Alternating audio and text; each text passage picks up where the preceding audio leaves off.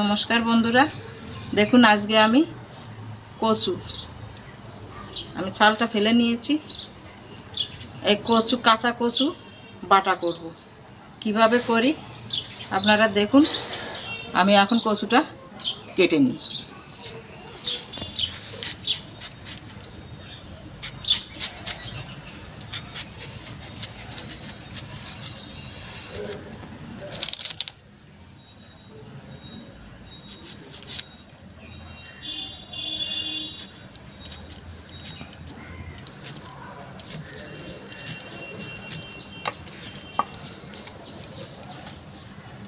আমি এই যে ছোট ছোট করে কেটে নিচ্ছি। ছোট করে কাটলে তাহলে বাটতেও একটু ভালো হবে, আবার ঘষা দিয়ে যদি ঘষে নিই তাহলেও আরও সুন্দর হবে। কিন্তু আমি একটু ছোট ছোট করে কেটে নিচ্ছি।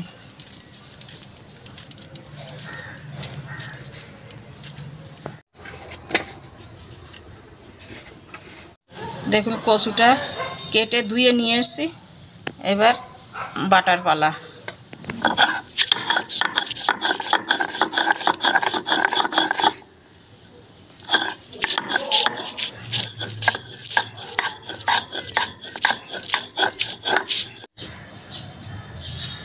দেখুন কচুটা আমার বাটা হয়ে গেছে।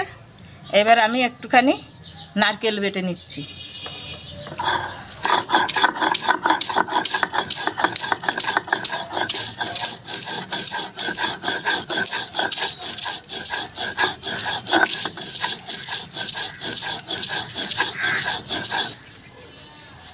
আমার নারকেলটা বাটা হয়ে গেছে। আমি দিয়ে দিচ্ছি অল্প কিছু সর্ষে, 1 চামচের মতো। তার মধ্যে একটা কাঁচা লঙ্কা, অল্প একটু নুন। এবার আমি এটা একটু বেটে নিচ্ছি।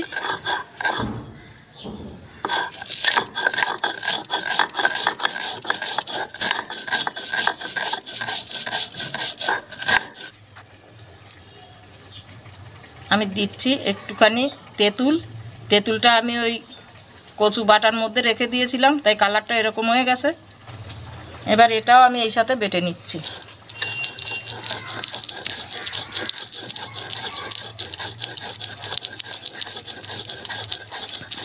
পাঁচটা ভাজা শুকনো লঙ্কা ভাজা, এটাও আমি এর সাথে বেটে নিচ্ছি।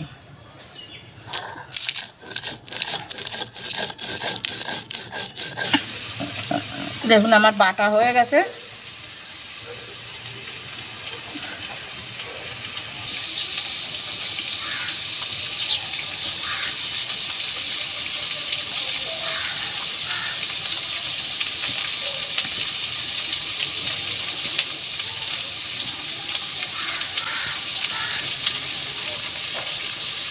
এই শিলের উপরে এবার আমি নিয়ে নিচ্ছি কচু বাটা আর নারকেল বাটা।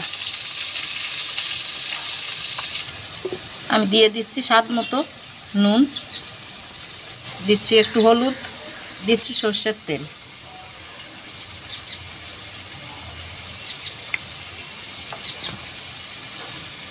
সর্ষের তেল আর হলুদ গুলে নিলে আর হলুদের কাঁচা গন্ধটা আসে না, বেরোয় না আর কি।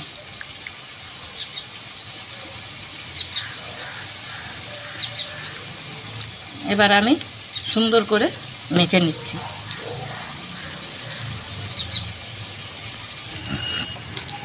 দেখুন মাখানোটা আমার হয়ে গেছে। আমার মাখা হয়ে গেছে, আমি বাটিতে তুলে নিচ্ছি। এটা আবার একটু গরম ভাতের ভিতরে বসিয়ে দেব।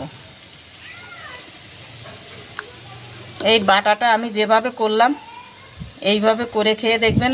কাঁচা কচু বলে মনে করতে পারেন গলা চুলকাবে না। এই বাটাটা এইভাবে আপনারা করে খেয়ে দেখবেন, খুব ভালো লাগে, ভালোও লাগবে। আশা করি আপনারা করলেও আপনাদের কাছে ভালো লাগবে। করে খেয়ে আমাকে একটু জানাবেন। দেখুন বাটাটা হয়ে গেছে। এবার বাটাটার উপরে আমি এইভাবে একটু কাঁচা সর্ষের তেল দিয়ে দিচ্ছি। দেখুন ভাতটা হয়ে গেছে। ভাতটাকে ঝরা দিয়ে নামিয়েও নিয়েছি। এবার বাটিটাকে এইভাবে ভাতের ভিতরে বসিয়ে দিলাম।